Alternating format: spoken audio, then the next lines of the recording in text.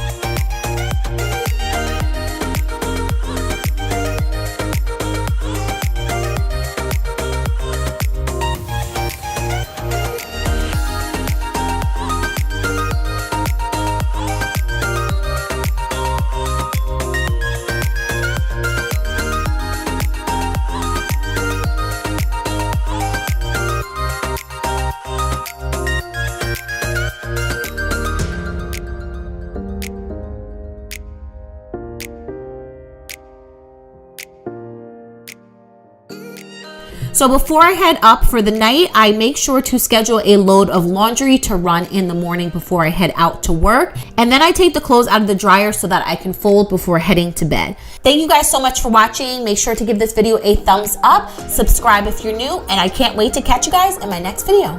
Bye.